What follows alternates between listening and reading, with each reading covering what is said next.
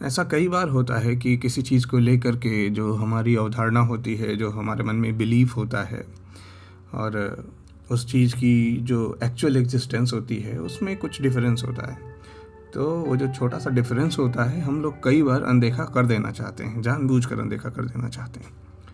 वैसा ही जब हमारे किसी परिजन के चले जाने के बाद उसकी आत्मा की शांति के लिए जब हम लोग प्रयत्न कर रहे होते हैं तो हम लोग कुछ रस्मों और रिवाजों से होकर गुजरते हैं।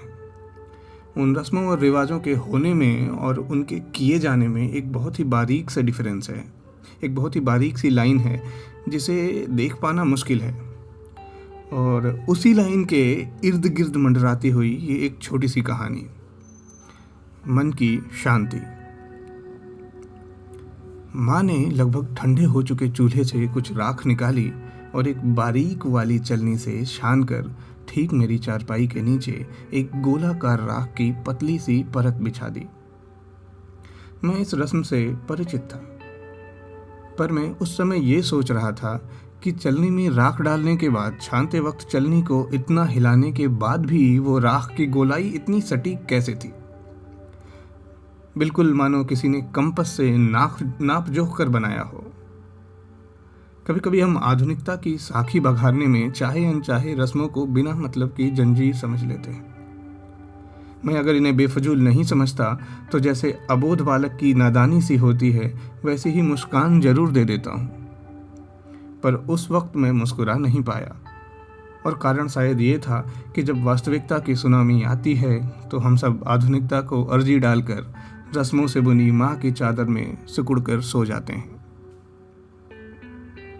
पिछले हफ्ते की 8 तारीख सुबह सुबह विनोद को आखिरी सांस लेते देखा। विनोद मेरा भाई, जिसकी दिमागी हालत थोड़ी अस्थिर थी। लगभग पिछले 21 सालों से वो दवाओं के सहारे था। डॉक्टरों का कहना था कि पिता के खोने का सदमा है जो शायद ही कभी ठीक हो। विनोद बचपन से ही थोड़ा मंदबुद्धि था और मैं नहीं, तो मैं पिता की मृत्यु भूलकर आगे आ गया और वो शायद वहीं कहीं रह गया। ये चलनी वाली रस्म की कुछ अधूरी यादें हैं मेरे दिमाग में। पापा के वक्त भी लोगों ने ऐसा ही एक राख का गोला बनाया था ठीक माँ की चारपाई के नीचे। मुझे आंखों देखी तो याद नहीं, पर जो मैंने माँ की आंखों में देखा था वो जरूर याद है। उस राख में अगली सुबह एक हथेली की छाप थी। सबने कहा पापा को तो मानो योनि ही मिलनी थी। मुझे माँ की आंखों के आंसू में एक भरोसा सा दिखाई दिया। गुजर गए व्यक्ति का भविष्य पता करने की ये एक अनोखी रस्म है। इसमें उस चूल्हे की राख के इस्तेमाल की जाती है जो अलग से बनाया जाता है उस व्यक्ति के लिए जो मरने वाले के लिए करीब था या जिसने उसकी चिता को अग्नि दी हो।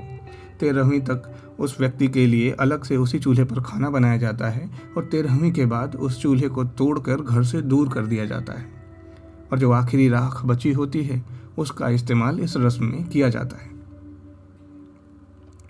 माँ ने पानी का जग मेरे बिस्तर के बगल वाली टेबल पर रखा और अपने कमरे में चली गई।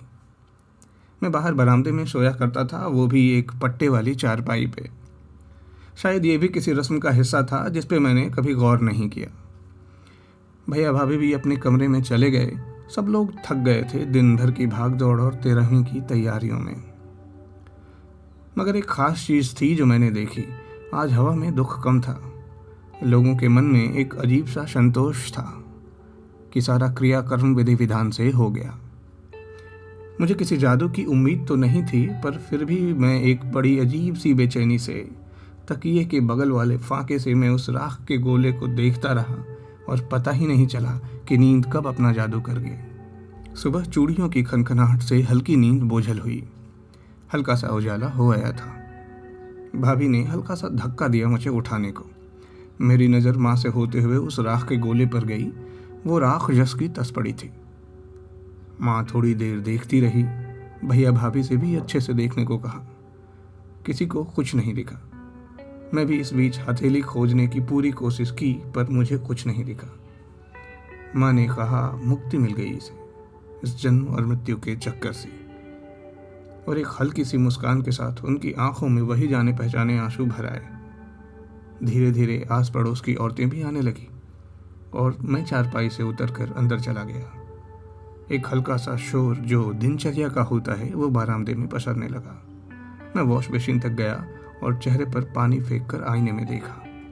एक मुस्कान थी चेहरे पर जो यह कह रही थी कि जाने वाले की आत्मा की शांति का तो पता नहीं, पर जो उसके पीछे रह गए हैं उनकी मन की शांति के लिए ये रस्में वाकई में बहुत ज़रूरी हैं।